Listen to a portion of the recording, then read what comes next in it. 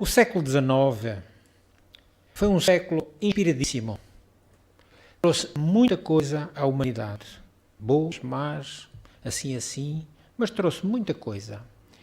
E entre essas muitas coisas, nós neste século XIX vimos surgir o evolucionismo, através de Darwin, o positivismo, com Auguste Comte, o próprio comunismo, a psicanálise, com esse grande psicanalista, pai fundador, Sigmund Freud, e outras correntes de pensamento que são referências para uma parcela muito expressiva da própria humanidade.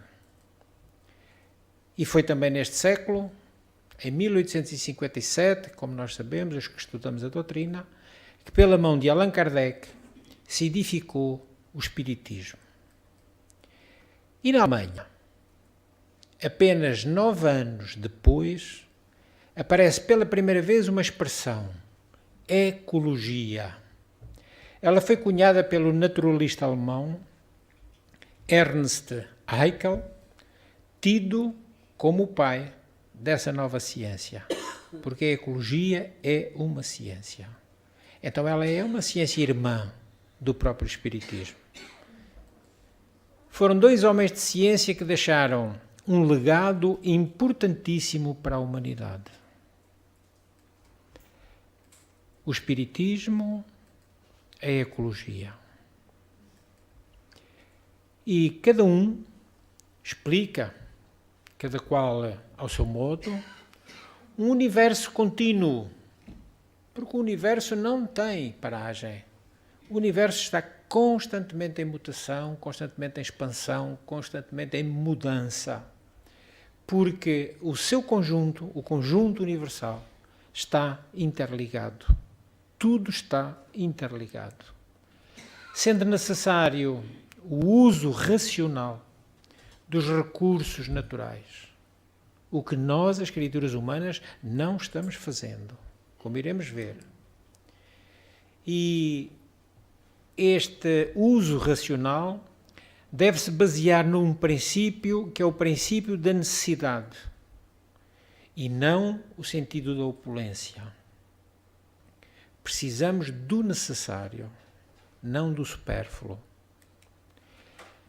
Então, uma nova ética solidária tem que levar em conta os interesses de todos e não os interesses de uma minoria, como nós estamos vendo que acontece.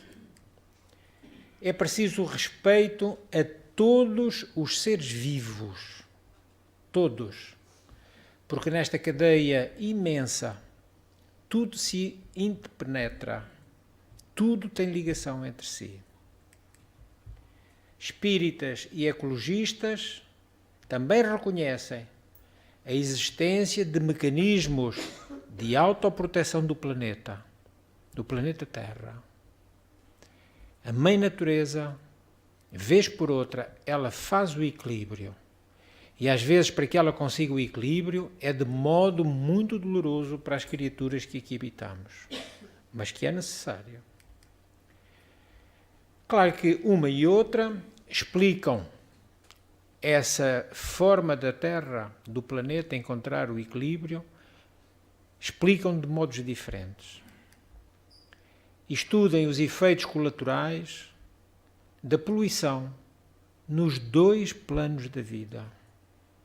Porque muitas vezes não é só o que poluímos no campo material, mas também a poluição que nós fazemos naquilo que é o plano espiritual.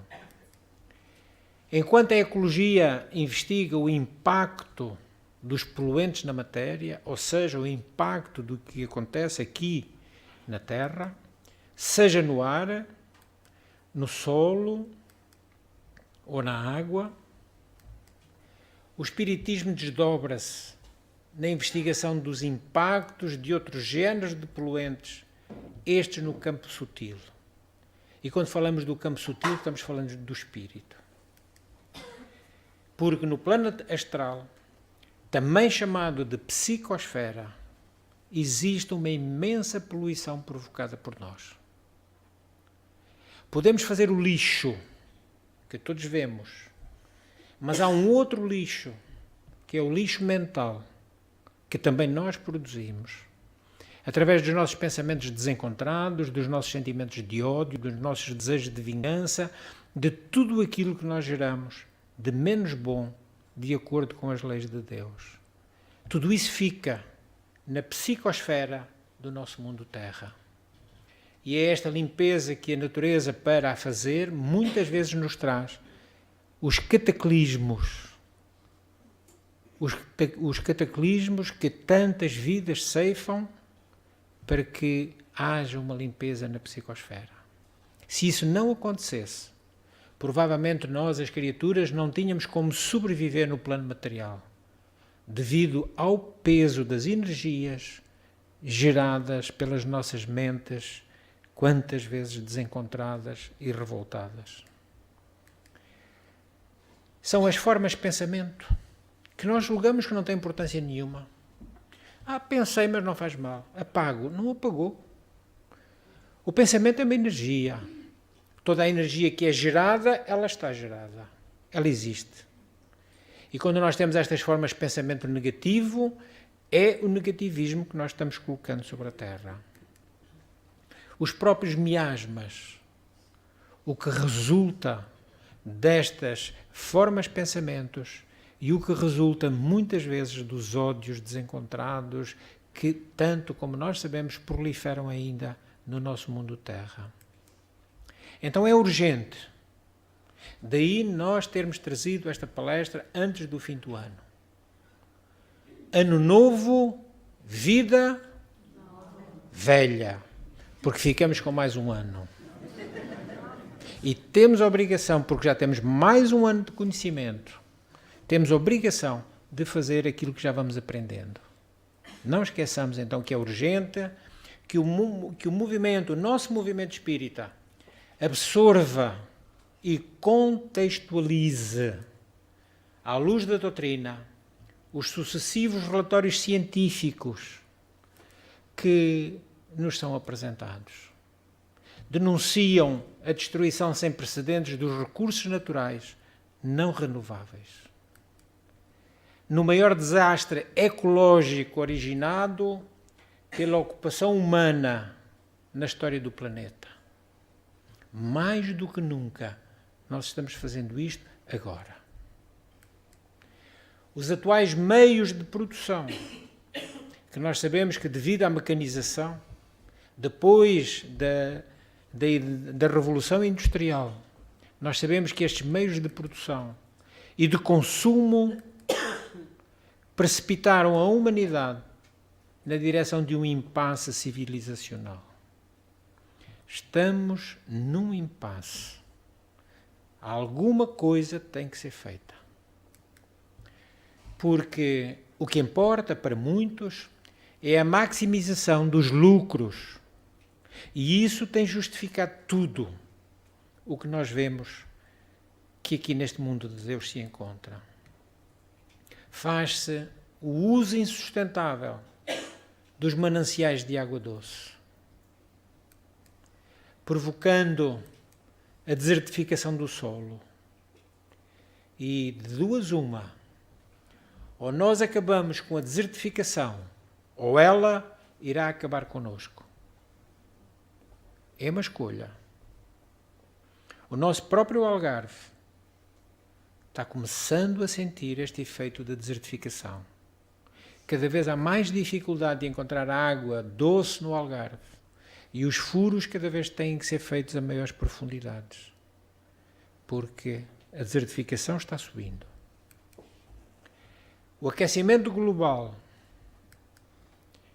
está provocando o que aqui vemos. A monumental produção de lixo está provocando o que aqui vemos. Entre outros efeitos colaterais de um modelo de desenvolvimento que é ecologicamente predatório. O que se está fazendo é um efeito predatório. Nem estamos pensando no que está sendo feito. É socialmente perverso, porque vai em determinados sítios, em determinados locais, sobretudo nos locais muito populacionais, vai empurrar ainda mais a pobreza para guetos quase de sobrevivência insustentável. E isto é politicamente injusto. Temos que o afirmar sem nenhum receio, porque tem que haver solução. Na pergunta 705, no capítulo que versa sobre a lei de conservação do Livro dos Espíritos, consta: porque nem sempre a terra produz bastante para fornecer ao homem o necessário. Kardec inteligentemente coloca esta pergunta e a espiritualidade responde: é que ingrato o homem a despreza. Ingratos nós desprezamos a terra. Ela, no entanto, é excelente mãe, porque, quando bem tratada, ela dá-nos muito pão. Muitas vezes também, ele, o homem, acusa a natureza do que só é resultado, afinal de contas, da sua imperícia e da sua imprevidência. Nós acusamos a natureza, mas a culpa é nossa. Não há outro jeito senão reconhecê-lo. A terra produziria sempre o necessário, se com o necessário soubesse o homem contentar-se. E aí entroncamos nas duas maiores dificuldades da raça humana: orgulho e egoísmo. É evidente que numa sociedade de consumo, nenhum de nós se contenta apenas com o necessário. E o necessário, muitas vezes, como tantas pessoas nos demonstram, às vezes o necessário é muito pouco. O próprio Buda, essa alma extraordinária que esteve aqui na Terra entre nós, o próprio Buda dizia: nunca lamentes comer pouco, vais amargar quando comeres muito. Espantem-se. Morre mais gente por comer muito do que morre à fome. Estas estatísticas no planeta são estatísticas aceitáveis e verdadeiras. A publicidade encarrega-se de despertar apetites vorazes de consumo do não necessário. Daquilo que é supérfluo, descartável, não essencial. Até se recomenda pasta dos dentes a quem não tem dentes. É para nós constatarmos a força da publicidade. Renovando a cada nova campanha a promessa de felicidade que advém da posse de mais um objeto. Eu já tinha 2 bonecas, mas teve a terceira, provavelmente irá ter a quarta, a quinta, a sexta, por aí fora. Já se querem telemóveis com scanners de raio-x. Já ando por aí quem prometa que isto vai ser invenção para breve. Carros de altas cilindradas com velocidades estonteantes que não se podem circular a essas velocidades. Roupas de todo o tamanho e feitio. Para nós espíritas é fundamental que o alerta contra o consumismo seja entendido como uma dupla proteção. Uma proteção dupla. Ao meio ambiente, que não suporta as crescentes exigências da matéria-prima, e a energia da sociedade de consumo, onde a natureza é vista como um grande e inesgotável supermercado, o que também não é verdade. Todas as florestas dizimadas, cada árvore fazia falta. No Japão, quem derrubar um arbusto é preso. Não é uma árvore, porque se for a árvore é mais grave. Tudo quanto precisam em termos de necessidade para construção ou mobiliário são exemplares importados de outros pontos do mundo. Ao nosso espírito imortal, já que, segundo a nossa doutrina, a doutrina espírita, uma das características predominantes dos mundos inferiores da criação é justamente a atração pela matéria. Sentimos ainda, na nossa fase de crescimento espiritual, ainda sentimos esta atração. Casa mais luxuosa, carro mais luxuoso, mais isto, mais aquilo, mais aquilo outro. E não é que seja errado nós termos coisas. Estamos no mundo material e precisamos de coisas materiais. Mas voltamos àquilo que a nossa doutrina nos ensina, que é o bom senso. Devemos ter o bom senso de parar onde temos o suficiente. Então, neste sentido, não há distinção entre consumismo e materialismo. É rigorosamente a mesma coisa. Os nossos avós, queridos, compravam aquilo que era útil. Alguns dos nossos pais já compravam o fútil. E hoje, muitos de nós compramos o que é inútil. Para quê? Duas canecas ligadas. Quando eu beber uma, estou despejando a outra. Umas galochas à prova d'água, rotas. Um par de óculos só com uma lente. Já se compra o que é inútil. A nossa invigilância poderá custar caro. Já está custando muito caro. Existe, já detectado pela ciência, um sétimo continente à deriva. Os cientistas chamam-lhe assim sétimo continente. Tem 3 vezes a dimensão da Península Ibérica.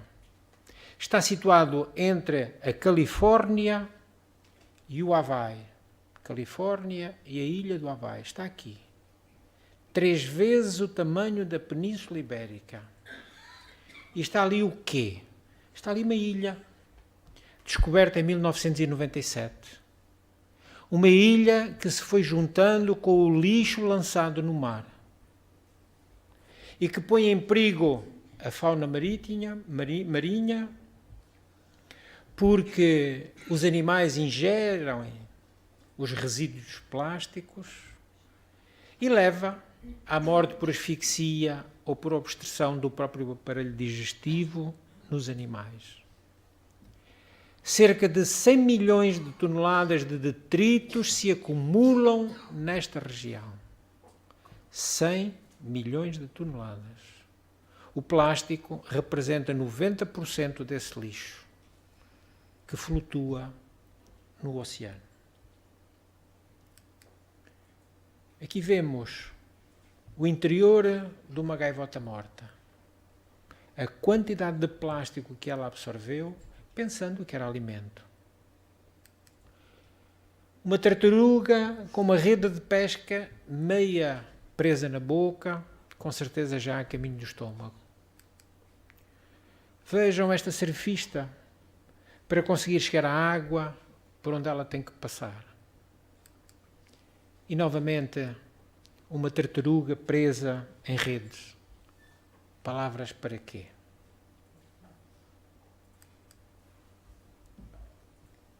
Vemos o lixo flutuando. Montanhas de lixo. E até já o bom do tubarão diz que ao ponto a que isto chegou e depois de nós, os tubarões é que somos os maus. Realmente dá que pensar quem são os piores da fita. Antes de jogarmos lixo na rua, vamos saber o tempo que demora para se decompor. Papel, 3 a 6 meses. Pano, 6 meses a 1 ano. Filtro de cigarro, 5 anos. Madeira pintada, 13 anos. Nylon, mais de 30 anos. Plástico e metal, mais de 100 anos. Vidro, 1 milhão de anos para se decompor. Borracha, tempo indeterminado. Nem a ciência ainda sabe. Quanto mais rico, mais sujamos. Em geral, os países mais desenvolvidos produzem mais lixo domiciliário per capita. Quilos por dia. Nós, Portugal, já produzimos mais de meio quilo por cada um de nós.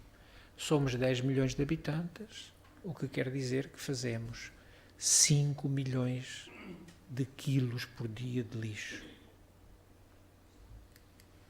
Esta questão é tão crucial para a nossa doutrina, para o Espiritismo, que na pergunta 799, novamente do Livro dos Espíritos, se questiona: de que maneira pode o Espiritismo contribuir para o progresso? A resposta é esclarecedora: destruindo o materialismo, que é uma das chagas da sociedade. Uma das mais prestigiadas organizações não governamentais do mundo, a World Watch Institute, com sede em Washington, divulga anualmente um relatório, que chamou Estado do Mundo. É uma compilação de dados muito grande, com estudos científicos que revelam os estragos causados pelo atual modelo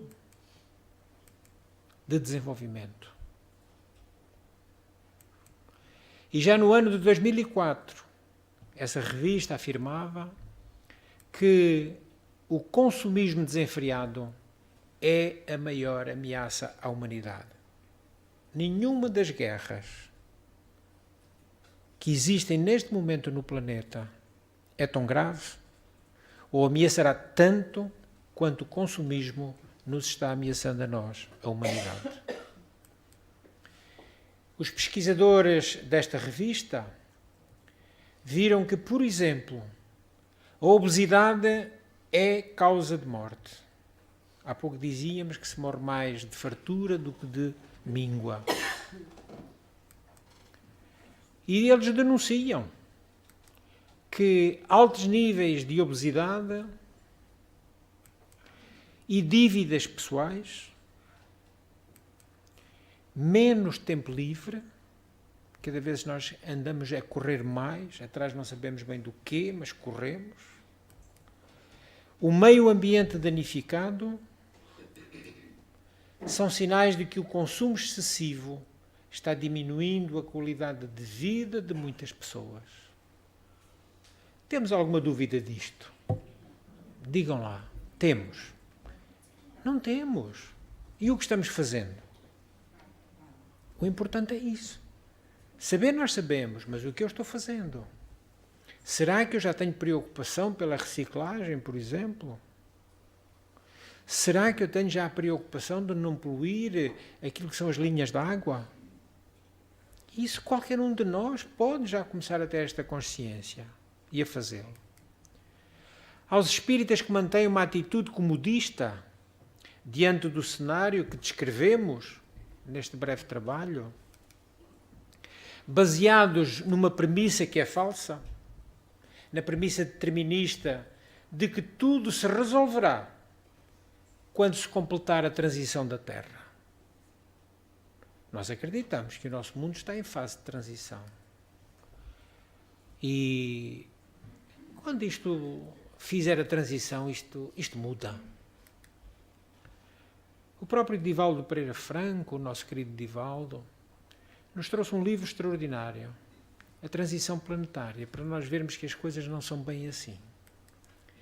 Mas agora que nós somos um mundo de provas e de expiações, com o desejo de muitos de nós de que ele transite para um mundo de regeneração, Mas é bom lembrarmos o que disse Santo Agostinho no capítulo 3 do Evangelho segundo o Espiritismo.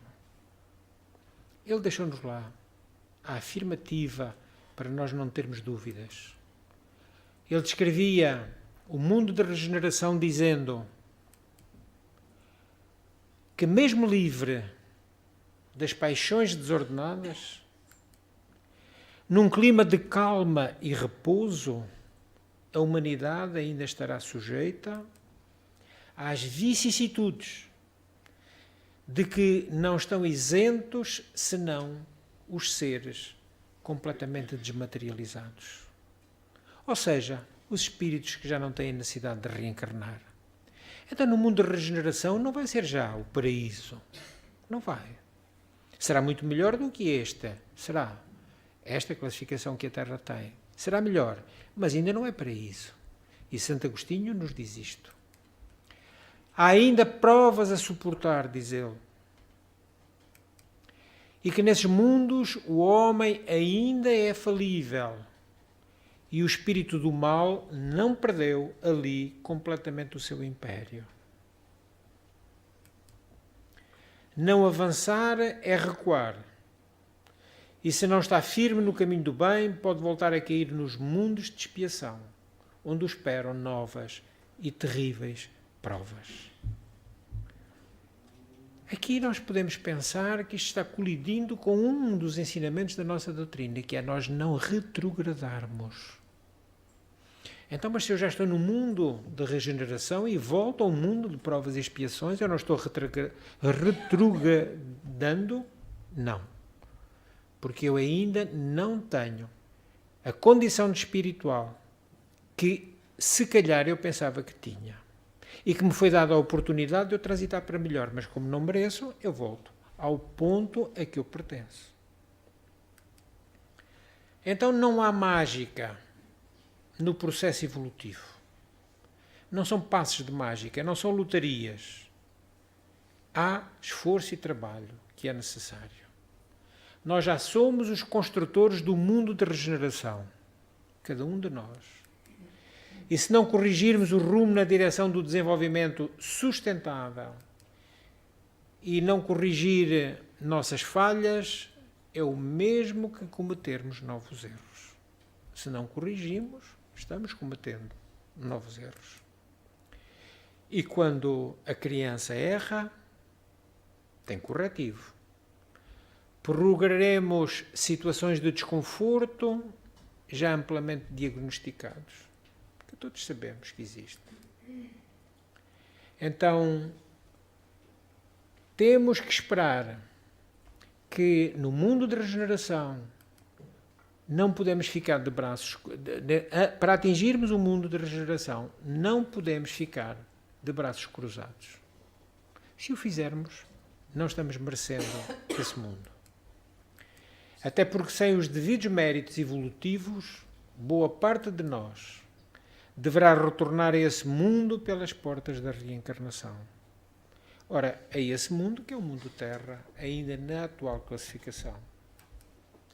Se ainda quisermos encontrar aqui estoques razoáveis de água doce,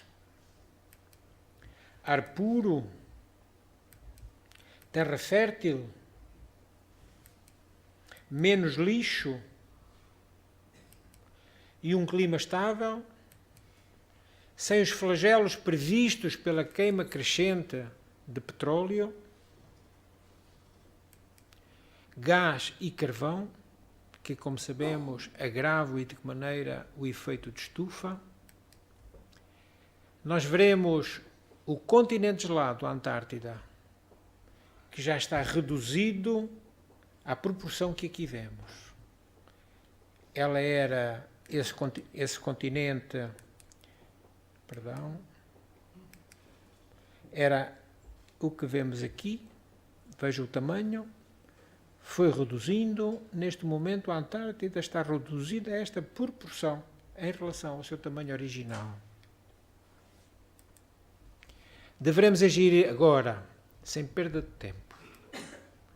Depois da ONU ter decretado que 2003 seria o Ano Internacional da Água Doce, A Igreja Católica não hesitou em, pela primeira vez, após 40 anos de existência, da campanha da fraternidade, eleger um tema ecológico: água, fonte de vida. E parece que nós queremos que ela seja fonte de morte. Estimulando a refletir sobre o desperdício, a poluição e o aspecto sagrado desse recurso fundamental à vida. E nós, espíritas, o que fizemos? Ou o que pretendemos fazer? Temos de mudar a nossa vida. Temos que dizer, temos que sentir, temos que ver, temos que ouvir e temos que fazer. Constatarmos tudo isto e depois fazermos alguma coisa. O que pudermos. Cada um de nós, de per si. Quando nós falamos da paz, dizemos que a paz tem que ser conseguida através da pacificação de cada um. A ecologia tem que ser conseguida através da plena consciência de cada um. Para que depois, no conjunto, tudo funcione. Mas tem que ser em cada um. O grande Mahatma Gandhi, a grande alma, afirmou certa vez que toda a bela mensagem do cristianismo poderia ser resumida no Sermão da Montanha. E serve de exemplo quando ele diz, ainda chamamos a atenção para este slide, vejam como para conseguir beber alguma água, mas água infectada, as populações têm que o fazer através de um canudo, porque já não têm quantidade suficiente para mergulhar qualquer recipiente. Então, serve de exemplo quando diz: sejamos nós a mudança que nós queremos ver no mundo. Sejamos nós, cada um a mudar. Tomemos os bons exemplos. E para nós, que às vezes acordamos reclamando de manhã, pensemos neste nosso irmão, que não reclama, trabalha. Um bom exemplo. Um mau exemplo. Muitos maus exemplos. O que o plástico faz ao crescimento dos animais, limitando-lhes o seu crescimento, porque num determinado momento ficaram dentro de um elo plástico. Vimos tudo neste pequeno trabalho quanto não devemos fazer. Então aprendamos como devemos tratar o planeta. Ou então, o planeta, servirá apenas para recolher os nossos restos mortais.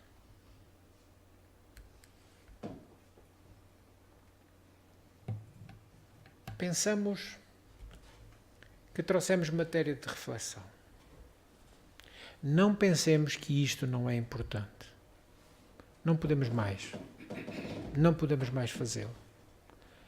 Temos que pensar na importância de arrumarmos a nossa casa, que é o mundo terra. A morada que Deus nos deu para nós. A morada que Ele nos concede para que nós façamos a nossa evolução em termos espirituais e intelectuais. Estamos-nos intelectualizando rapidamente, mas estamos-nos moralizando muito devagar. E é isso que está provocando o choque que traz à humanidade tanto sofrimento. Que bastava o que já existiu nos séculos antecedentes e nos milénios anteriores. Não precisávamos de mais sofrimento para o futuro. Pensemos nisso com todo o nosso carinho e esforcemo-nos por fazer alguma coisa. Pela vossa atenção, muito obrigado.